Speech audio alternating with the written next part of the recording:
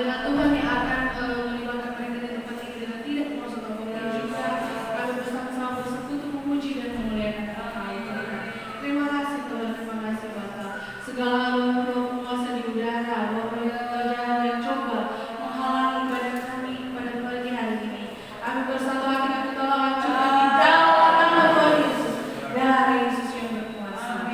Beri setiap hati kami, pikiran kami Tuhan, untuk kami yang memuji dan memuliakan nama. Terima kasih Bapa, kami buka ibadah kami pada pagi hari ini. Di dalam nama Tuhan Yesus kami berdoa. Haleluya. Amin. Shalom. Tuhan, walaupun masih keadaan new normal, masih ada jarak-jarak yang memisahkan, tetapi kita tetap satu hati di dalam Tuhan. Kita tetap memuji Tuhan bersama-sama. Kita akan memuji Tuhan, mari semuanya mari berdiri. Kita tetap semangat untuk memuji Tuhan. Walaupun lain pakai masker, tetap sebisa mungkin kita keluarkan tenaga kita untuk memuji Tuhan dalam benar-benar. Haleluya.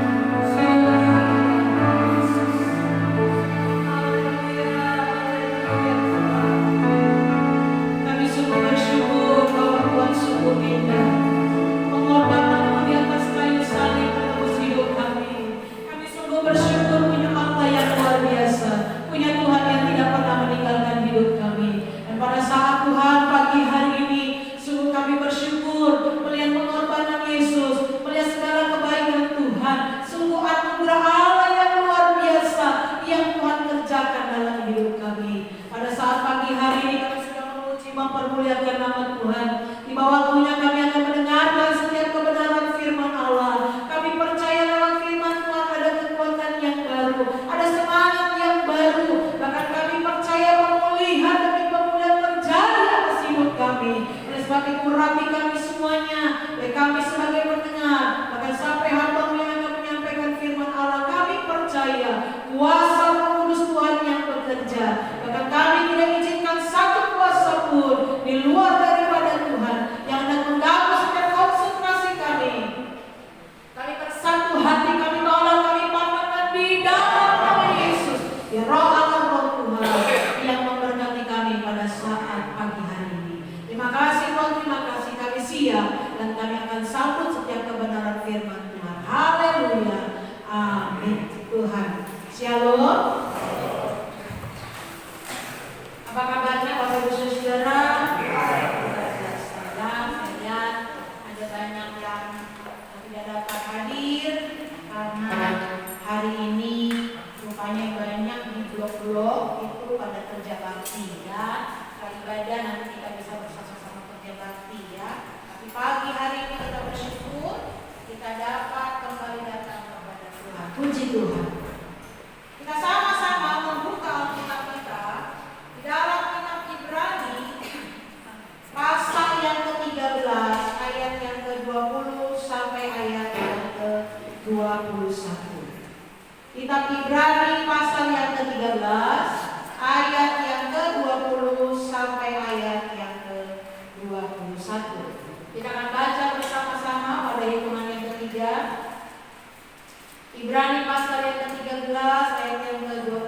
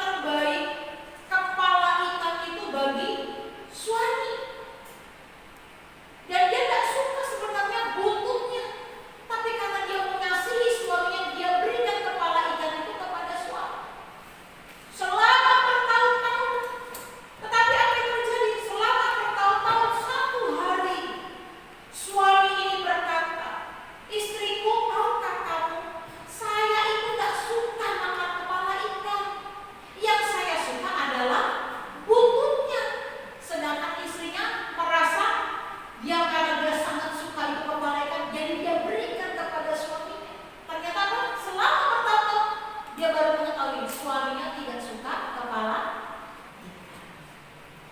Bagaimana kita akan mengetahui isi hati Tuhan? Sulit juga memang. Untuk mengetahui hati pasangan kita aja kita sulit. Setelah menikah bertahun-tahun kita bingung apa yang menjadi kesukaan suami kita, istri kita. Bahkan juga mungkin anak-anak. Kita merasa kita sudah melahirkan mereka, kita sudah membesarkan mereka, sehingga kita merasa kita tahu isi hatinya. Padahal tidak, kita belum mengerti. Nah, Bapak Ibu Saudara-saudara yang dikasihi oleh Tuhan, mungkin kita berkata, bagaimana mungkin saya orang berdosa, saya bisa mengerti isi hatinya. Saya orang berdosa, bagaimana saya akan dapat mengerti? Tapi saya mau katakan pada saat pagi hari ini, hanya lewat kebenaranlah yang Yesus nyatakan. Lewat apa?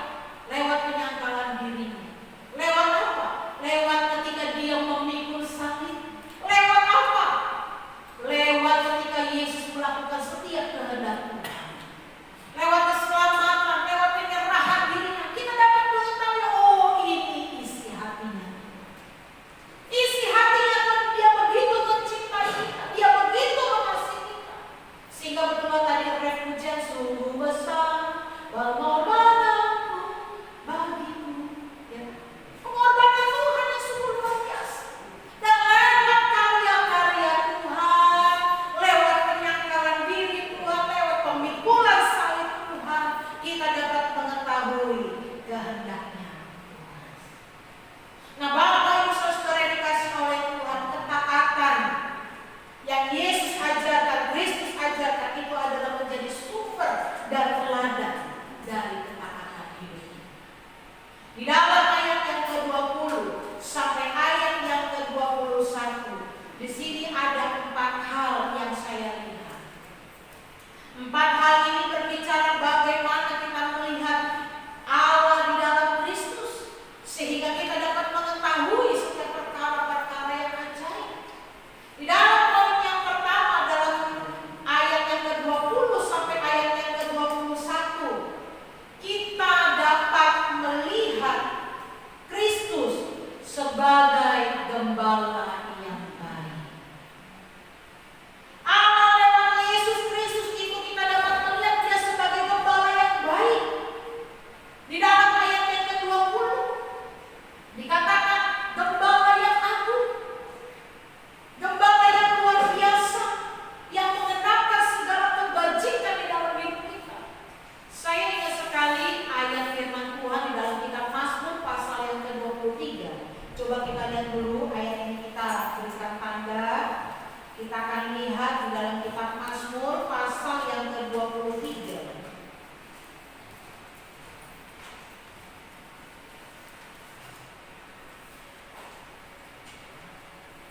Kitab Mazmur pasal yang ke-23. Tema khotbah saya adalah hidup memuliakan Allah. Dalam ayat yang ke-23, di sana perikopnya adalah gembala yang baik. Tuhan gembalaku yang baik. Saya akan bacakannya, Bapak Ibu Saudara silakan menyimak. Tuhan adalah gembalaku, takkan kekurangan aku. Ia membaringkan aku di padang yang berumput hijau. Ia membimbing aku ke air yang tenang. Ia menyegarkan jiwaku. Ia menuntun aku di jalan yang benar oleh karena namanya. Sekalipun aku berjalan dalam lembah kekelaman, aku tidak takut bahaya. Sebab Engkau besertaku, gadamu dan tongkatmu itulah yang menghibur aku. Engkau menyediakan hidangan bagiku di hadapan lawanku. Engkau mengurapi kepalaku dengan minyak, pialaku penuh berlimpah. Kebajikan dan kemurahan belaka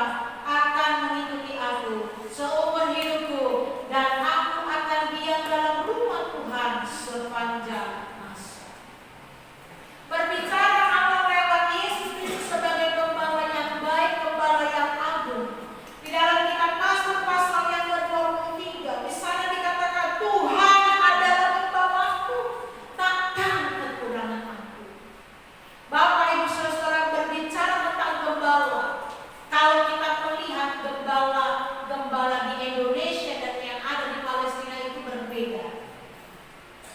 Biasanya kalau gembala-gembala di luar sana, gembala itu akan di depan berjalan, domba-domba itu di belakang mengikuti sambil dia membawa tongkat. Ya, dia akan gelincingkan tongkat itu, ya. Dan domba-domba akan mengikuti. Tapi seringkali kalau di sini kita lihat dombanya di depan, pemimpinnya di belakang, tukang nanam dombanya di belakang, domba-dombanya dibiarin. Tetapi seringkali saya melihat di dalam itu, waktu saya syuting Bapak Gembala, seringkali saya ketemu dengan si Abah yang suka nanam domba. Prinsip yang sama adalah gembala itu akan memberikan makanan bagi kawanan domba. Akan memberikan makanan. Sehingga dikatakan Tuhan adalah gembalaku, takkan kekurangan aku. Itu adalah hal yang pasti. Kita berbicara mungkin tentang kesusahan, kita berbicara tentang masalah, kita berbicara tentang persoalan kehidupan, kita berbicara tentang kekalahan kehidupan, lebat dan lelah. Di dalam ayat yang keempat dikatakan, sekalipun aku berjalan dalam lembah kekelaman, aku tidak takut bahaya, sebab engkau besertaku, gadamu dan tongkatmu itulah yang menghibur aku. Berbicara tentang gembala Bapak Ibu Saudara, gembala yang agung, gembala yang baik, itu akan menuntun hidup kita. Dia akan mencukupkan setiap apa yang kita butuhkan. Dia menyegarkan hidup kita. Sehingga benarlah saya sering kali melihat banyak orang yang merasa gersang, orang yang merasa rasanya hidup ini kering. Kenapa? Karena dia belum melihat Tuhan itu sebagai gembala yang agung. Kalau kita dapat melihat Tuhan itu sebagai gembala yang baik, gembala yang agung, maka kita akan melihat segala pertolongan Tuhan yang ajaib. Dan kita tidak perlu khawatir. Tuhan akan menuntun hidup kita. Sekalipun banyak masalah, sekalipun banyak persoalan, sekalipun banyak tantangan kehidupan, kita akan melihat bahwa tongkat dan gada Tuhan yang akan menolong hidup kita. Bapak Ibu Saudara, kalau Bapak Ibu Saudara yang sudah menikah, bukan sudah pernah, tapi sudah menikah, ketika istrinya akan melahirkannya, biasa bapak-bapak akan menemani. Dan waktu bayi itu akan dilahirkan, biasanya itu suster atau bidan atau dokter angkat kaki anak kita, bayi kita itu, lalu dipukul pantatnya. Supaya apa? Supaya menangis. Artinya pada waktu kita dilahirkan, di sana ada banyak kesakitan, ada banyak masalah, ada banyak persoalan sehingga kita harus meneteskan air mata. Tetapi mengapa banyak orang yang menyerah? Banyak orang tidak bersemangat menjalani hari-hari ini. Banyak orang merasa bahwa Tuhan adalah bukan lagi Tuhan yang baik. Kenapa? Oleh karena mungkin doa kita tidak didengar. Kita sudah berdoa, kita sudah berseru, kita menjerit, kita sudah berpuasa. Puasa yang betul-betul puasa dan puasa oleh karena terpaksa. Kita sudah berpuasa. Kita sudah berdoa, rasanya kepala itu menjadi kaki. Kaki itu menjadi kepala. Artinya doanya sudah sampai nungging-nungging. Tapi kita tidak melihat bahwa Tuhan itu adalah gembala yang baik. Bapak Ibu Saudara yang dikasih oleh Tuhan, baiklah kita melihat Allah lewat Yesus Kristus sebagai gembala yang agung, sebagai gembala yang baik. Dalam Mazmur pasal yang ke-23 sering sekali ya, ada pujian yang Tuhan adalah gembalaku. Atau mungkin sebagai ayat hafalan, Tuhan adalah gembalaku, takkan kekurangan aku. Jangan hanya pandai saja kita membaca,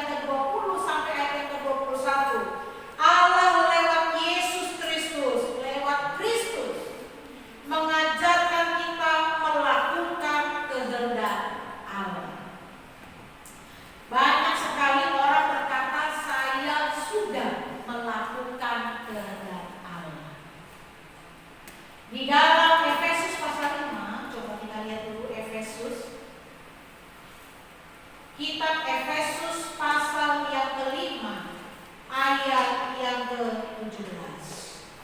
Demikian bunyi firman Allah. Efesus pasal 5 ayat yang ke-17.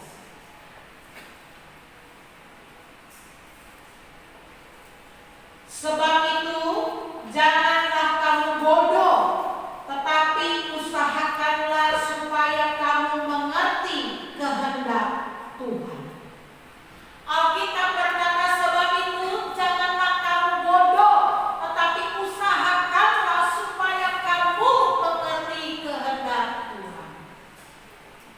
Bapak Ibu Saudara dikasih oleh Tuhan, ada satu pendeta bersaksi, satu hari pelayanan yang ada di daerah Kalimantan pedalaman, sangat pedalaman, ya. Tetapi ada seorang pemain piano yang sangat pintar sekali. Dan pemain piano ini adalah aktivis di dalam gereja. Dan tidak ada di dalam gereja itu satu orang pun yang dapat bermain piano kecuali anak muda ini. Satu saat ketika jam sudah menunjukkan akan dimulai ibadah, ya, ketika akan menunjukkan jam itu mulai ibadah, Pak Pendeta ini bingung, kok anak muda ini tidak maju ke depan untuk bermain musik. Lalu Pak Pendeta menyamperi, ya, menghampiri, lalu berkata, kenapa kamu tidak bermain musik? Lalu anak muda ini berkata, hari ini saya tidak dapat bermain musik oleh karena kehendaknya Tuhan. Pak Pendeta ini bingung. Kenapa Tuhan berkehendak anak ini tidak bermain musik? Tapi Pak Pendeta ini diam, lalu ibadah mulai berjalan sampai pada akhirnya selesai. Lalu Pak Pendeta ini bertanya-tanya sepanjang beribadah, sepanjang berkhotbah, kenapa kok berkehendak Tuhan tidak boleh bermain musik? Lalu dia tanya, dihampiri waktu salaman, dihampiri anak muda ini, kenapa Tuhan berkata berkehendak kamu tidak bermain musik? Lalu dia katakan, karena ada guru saya yang datang. Kalau guru saya datang, kalau saya mainnya tidak bagus, kata guru saya tidak boleh bermain piano. Anak muda ini berkata, ini kehendak Tuhan. Ada satu lagi kesaksian yang luar biasa, dan ini sangat fenomena beberapa tahun yang lalu di daerah Jawa Tengah. Seorang pemimpin rohani yang luar biasa. Jemaatnya bukan ratusan, bukan 50-an, tapi ribuan. Bahkan satu kota itu hampir 50% menjadi jemaat daripada di tempat ini. Tapi pemimpin rohani ini berkata satu saat, satu ketika, dia katakan ini kehendak Allah bahwa keluarga ini seharusnya tidak menikah, bapak dan ibu ini tidak menikah, tetapi yang menjadi kehendak Tuhan adalah istrinya ini harus menikah dengan bapak yang ini, lalu bapak yang ini harus menikah dengan istri yang ini. Dan seorang pemimpin yang besar ini berkata bahwa ini adalah kehendak Allah. Berbicara tentang kehendak Allah tidak pernah itu bertabrakan dengan firman Tuhan. Berbicara tentang kehendak Allah tidak pernah tidak sesuai dengan kebenaran firman Allah. Banyak orang berkata, saya hari ini tidak mau ke gereja, saya hari ini tidak mau melayani Tuhan, saya tidak mau memberi karena Tuhan tidak berkehendak, karena ini bukan kehendaknya Allah. Bapak Ibu Saudara dikasih oleh Tuhan, apakah itu kehendak Allah atau kehendak diri kita sendiri? Tetapi apa yang menjadi kehendak Allah itu tidak pernah bertabrakan dengan Alkitab. Apa yang menjadi kehendak Tuhan itu tidak pernah saling menyerang dengan firman Allah. Tetapi dia akan berjalan selaras, dia akan berjalan bersama-sama. Bagaimana orang yang mencuri, bagaimana orang yang berbohong dapat berkata bahwa ini adalah kehendak Allah? Kalau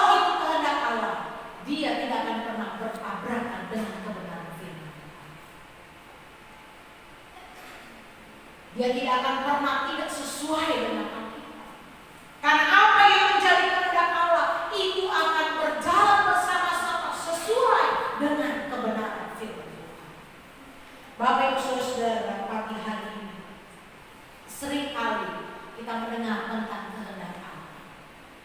Kita melihat orang-orang yang rasanya rohaninya begitu tinggi berkata bahwa ini adalah kehendak Allah.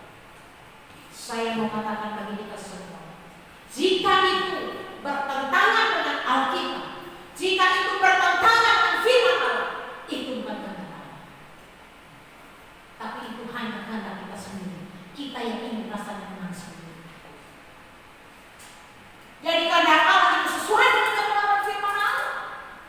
Bagaimana mungkin kita dapat berkata, oh Tuhan, ini kan bukan kita dapat berkata kepada orang lain, ini kehendak Allah. Padahal itu semuanya bertentangan dengan kebenaran firman Tuhan. Bagaimana orang yang tidak taat berkata bahwa ini adalah kehendak Tuhan? Bagaimana orang yang tidak setia dapat berkata bahwa ini adalah kehendaknya Allah? Bagaimana orang mencuri, berbohong berkata ini adalah kehendak Allah? Kehendak Tuhan, kehendak Allah tidak pernah bertabrakan dengan kebenaran firman. Dalam poin yang ketiga, dalam ayat yang ke-20 sampai 21, Allah lewat Yesus Kristus itu bekerja di dalam hati kita untuk memampukan kita melakukan hal-hal yang memperkenan Tuhan dan bukan memperkenan diri sendiri. Suatu saat di dalam satu organisasi, di dalam satu persekutuan, seorang pemimpin melihat anggotanya.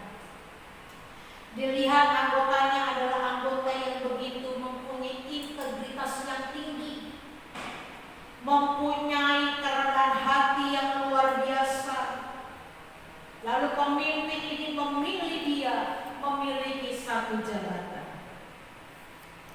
Tetapi apa yang terjadi? Seorang anggota yang dipilih ini, karena dia merasa dari sekian banyak hanya dia yang dipilih, dia mulai merasa bangga. Wajar, dari ratusan orang dipilih satu, pasti akan merasa bangga. Lalu orang ini merasa karena dia sudah terpilih, dia terpanggil. Lalu orang ini mulai bangga dengan dirinya. Betul, siapa bilang sih kita nggak boleh bangga? Punya anak yang pintar kita boleh bangga. Punya pekerjaan yang luar biasa kita boleh bangga. Kita punya harta benda kita boleh bangga. Tetapi masalahnya sering kali yang terjadi adalah waktu kita menjadi orang yang terpilih, yang diberkati, kita menjadi orang yang sombong. Sombong dalam arti kata adalah kita tidak memberikan tempat Tuhan dalam hidup kita. Masakan orang yang berpendapatannya 1 bulan 100 juta, dia akan membeli baju seharga 10.000. Tentu sesuai dengan kemampuan dia akan membeli lebih dari itu. Kalau dia punya uang yang banyak, dia membeli emas perhiasan, masakan orang itu tidak boleh membeli emas dan perhiasan? Ketika orang-orang itu diberkati oleh Tuhan untuk dapat beli baju yang baik, yang bagus, masakan kita tidak dapat membeli yang bagus. Tetapi masalahnya adalah seringkali di dalam hidup kita, kita tidak memberikan Tuhan dalam hidup kita, sehingga kita berkata bahwa ini semua oleh karena kerja keras saya, ini semua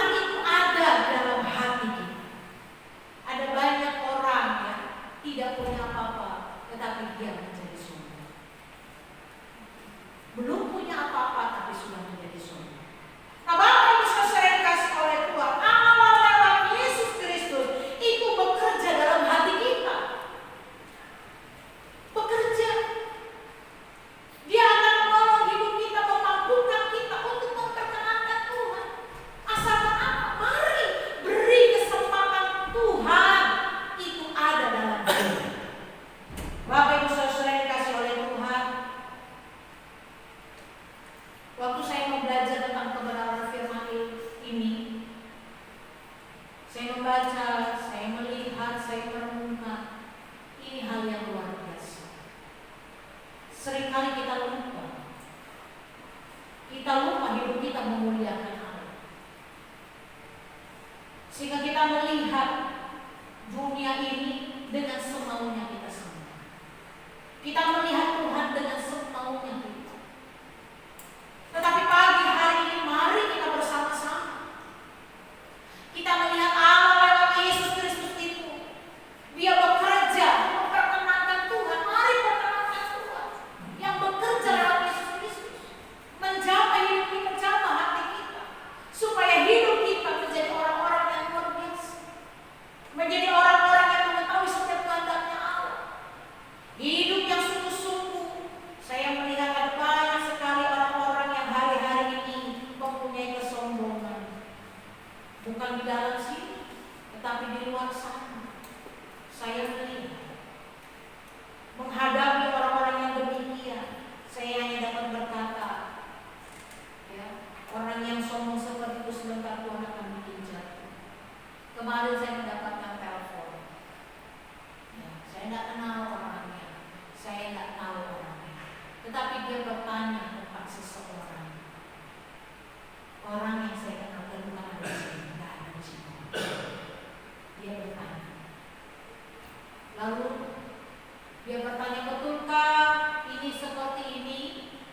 Saya kembali bertanya, memang orang itu ngomong begitu Pak? Iya, katanya seperti ini. Oh.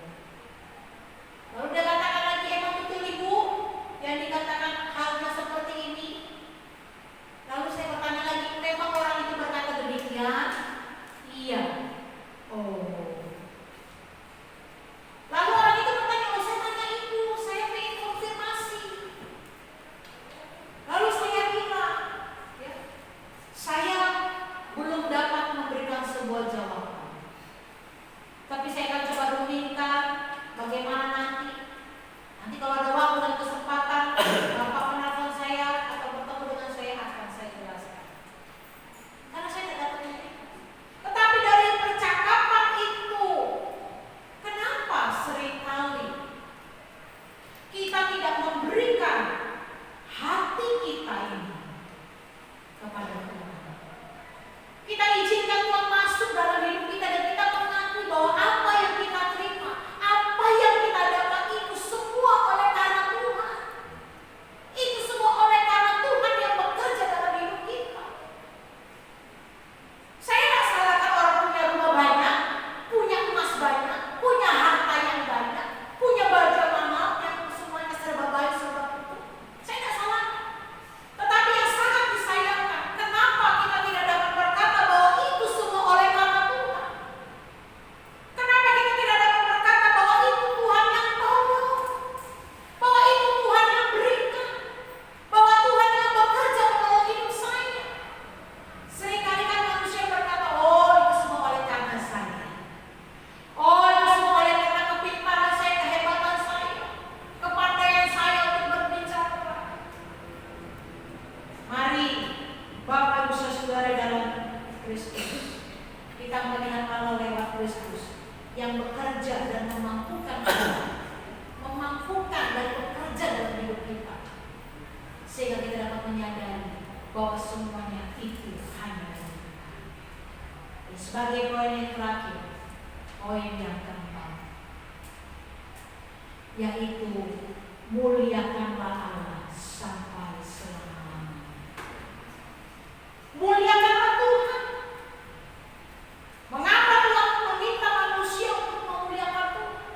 Karena memang Tuhan dirinya lah yang patut kita muliakan. Karena Tuhan itu sendiri adalah kemuliaan. Muliakanlah Tuhan dengan hartamu. Amsal pasal 3 ayat yang ke-9. Muliakanlah Tuhan dengan hidup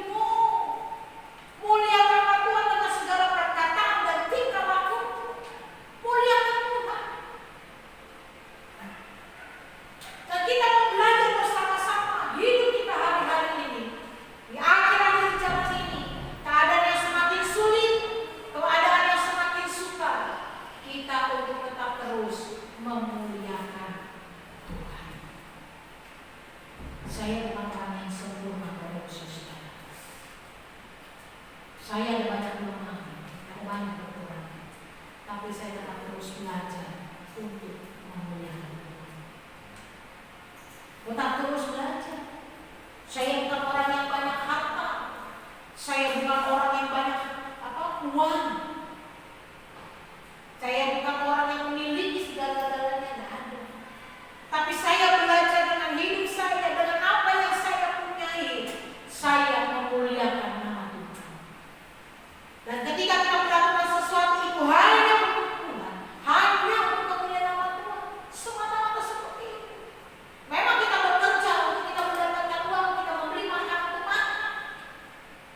Tapi alasan kita bekerja adalah untuk kita memuliakan nama Tuhan. Tuhan Yesus. Saya langsung semuanya berbangkit berdiri. Kita mengangkat pujian Tuhan, Tuhan.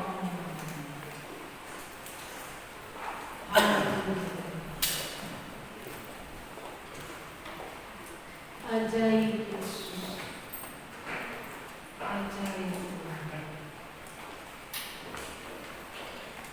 Haleluya. Terima kasih Tuhan untuk kebenaran firman Tuhan. Bagaimana kita hidup untuk memuliakan Tuhan. Kesusahan, persoalan, tantangan kehidupan, kesulitan, Allah lewat Yesus Kristus mengatakan bahwa Dia adalah Gembala yang agung, Gembala yang baik. Allah lewat Yesus Kristus menyatakan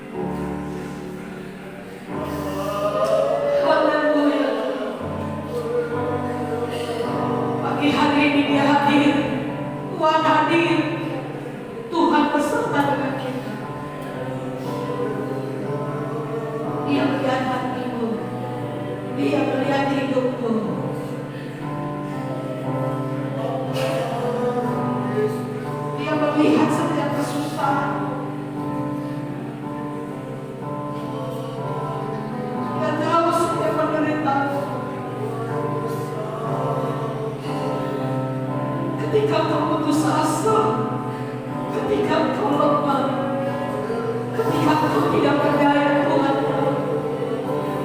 karena Dia adalah Gembala yang agung.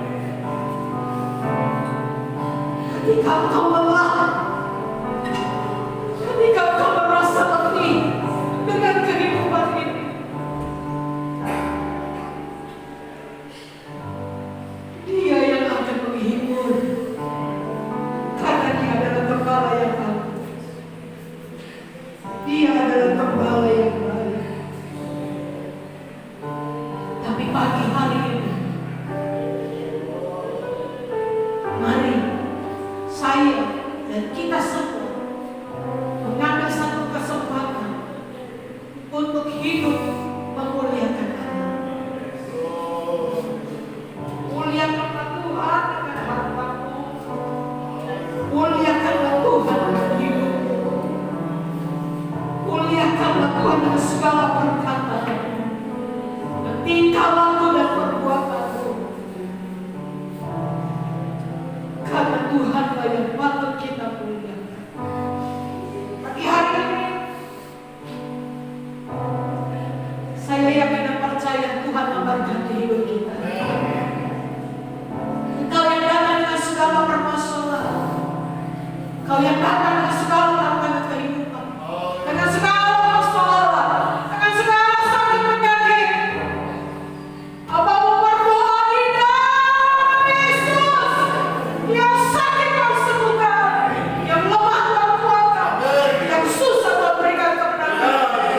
Bahkan kami percaya Tuhan, mereka yang memerlukan pekerjaan, mereka yang membutuhkan pertolongan, mereka sudah menerima jawaban daripada Tuhan. Tuhan memberikan kami sukacita, Tuhan memberikan kami damai sejahtera.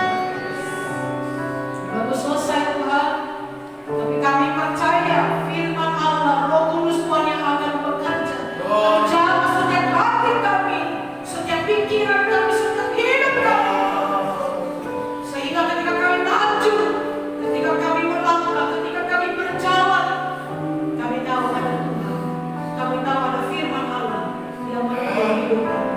Terima kasih Tuhan, terima kasih. Dari tempat bangku yang paling atas, yang paling bawah, paling depan, paling belakang, semua Tuhan yang bekerja. Di dalam nama Tuhan Yesus, kami berdoa dan kami mengucap syukur. Mari kita yang percaya, kita berkata, amin.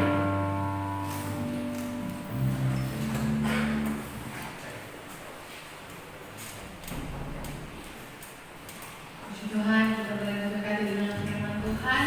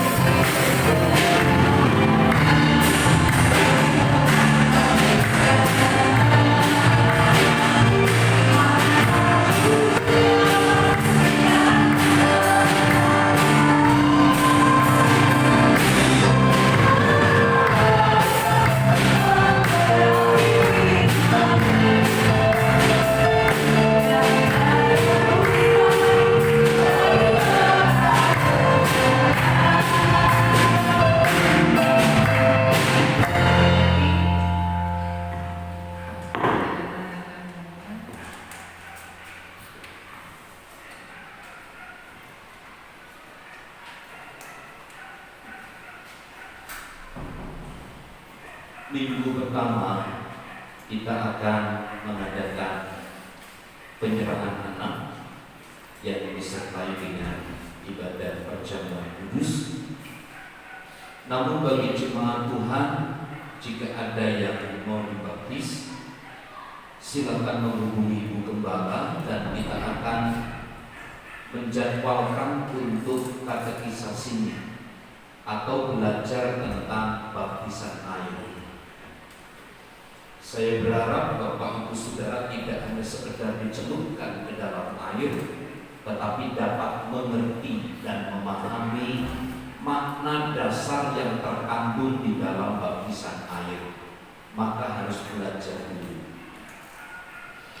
Kemudian ibadah anak sekolah minggu bersama dengan ibadah kita jam 8 pagi tiap hari Minggu. Tapi untuk anak-anak di sebelah ya, di pastori nanti ada guru sekolah minggu yang akan mengajar, menceritakan firman Tuhan kepada mereka. Terus berdoa Bapak Ibu Saudara untuk jemaat-jemaat Tuhan, untuk keadaan kita, supaya Tuhan terus menjaga, memproteksi, melindungi kita di tengah-tengah wabah virus ini. Nah, saya berharap Bapak Ibu Saudara pakai masker ya. Kalau tidak ada masker nanti silakan menghubungi Ibu Gembala di samping, minta itu beberapa masker untuk kita pakai. Orang bilang hari ini katanya sudah selesai virus coronanya, tapi belum. Kalau melihat di berita itu masih nambah. Di Indonesia setiap hari nambah 1000. Di Indonesia itu nambah 1000 terus gitu. Ada banyak orang itu berita hoax, ya silahkan ya, nggak masalah. Tapi kenyataan itu terjadi. Jadi betul memang Tuhan berkuasa, Tuhan sanggup memproteksi, menolong kita. Tetapi ada tugas tanggung jawab kita juga untuk menjaga diri kita. Bekerja, melakukan aktivitas, persiapkan diri dengan baik. Saya kira itu. Iya. Ada undangan ucapan syukur hari Sabtu tanggal 1 jam sore. Ya, nanti di grup WA ada. Tapi juga ada undangan pernikahan dari saudari Yosi. Yosi itu dulu anak-anak muda mungkin tahu ya, ada namanya Yosi. Dia menikah. Itu juga tanggal 1 di BPIA Karisma. Kalau tidak bisa hadir ya ucapkan selamat. Ucapkan selamat sambil tentu tidak hanya amplop kosong ya, ada isinya, berikan kepada dia sebagai bentuk turut bersukacita. Saya kira itu saja pengumuman yang saya sampaikan. Sekali lagi, jika di antara Bapak Ibu ada nomor WA yang sudah keluar dari grup BPIA, mohon masuk kembali, bilang ke Ibu Gembala ya. Karena semua informasi dan renungan-renungan saya selalu sampaikan tiap hari. Capek Bapak Ibu, saya jemput Lukas di Lipo, saya sempatkan diri untuk syuting di tengah-tengah banyak orang. Saya juga nggak malu. Di danau banyak orang mancing, banyak orang ini, saya tolong rekam gitu, supaya Bapak Ibu tidak enak saya di depan di depan buku, di depan rumah saja. Jadi di dalam rumah, di dalam kamar kayaknya hawanya pengap ya. Saya juga ingin ada suasana baru. Nah, silakan Bapak Ibu Saudara pagi hari awali dengan renungan firman, supaya kita semakin dikuatkan di dalam Tuhan. Itu saja yang saya sampaikan. Mari bersama kita berdiri. Segala puji, hormat, syukur. Haleluya.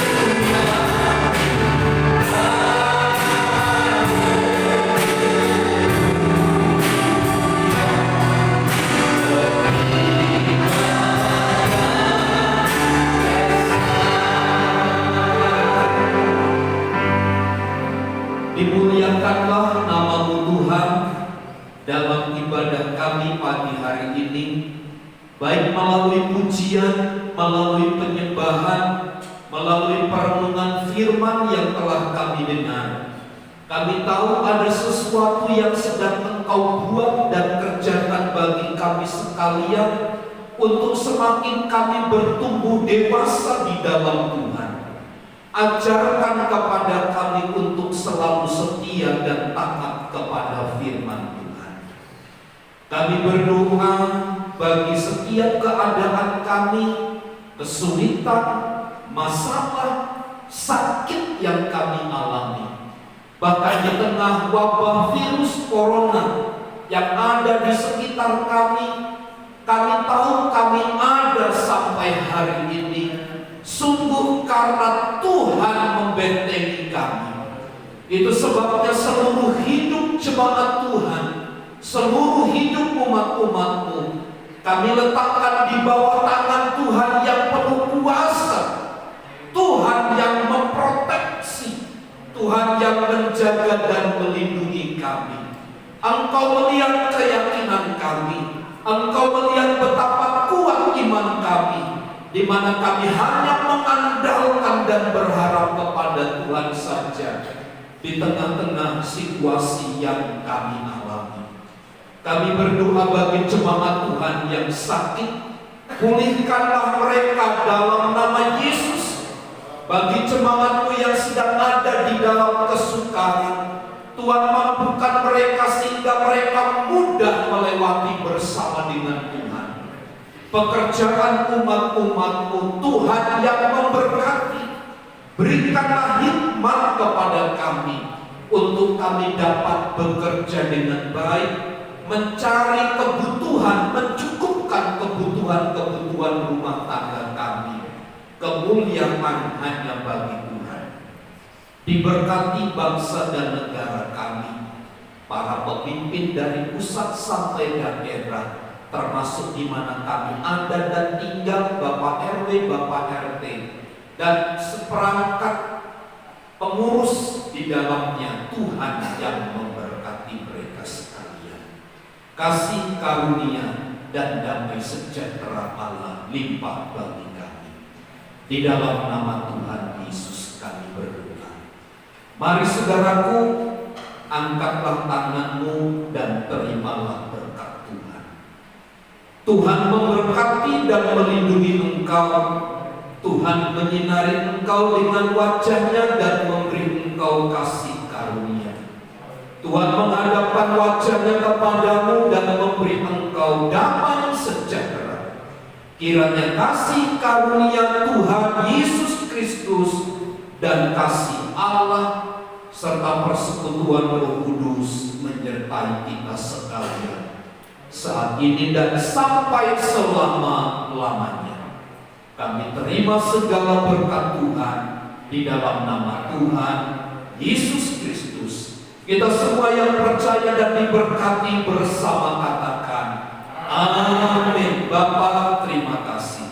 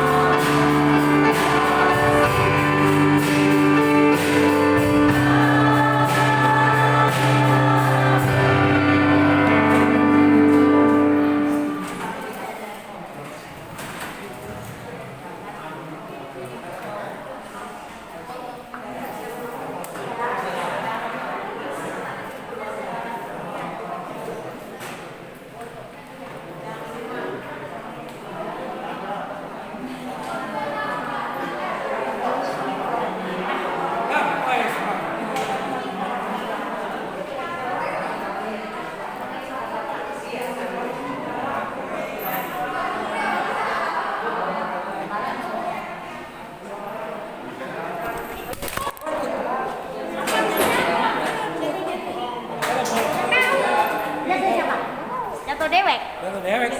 Ah, udah buang aja ini mah. Buang aja.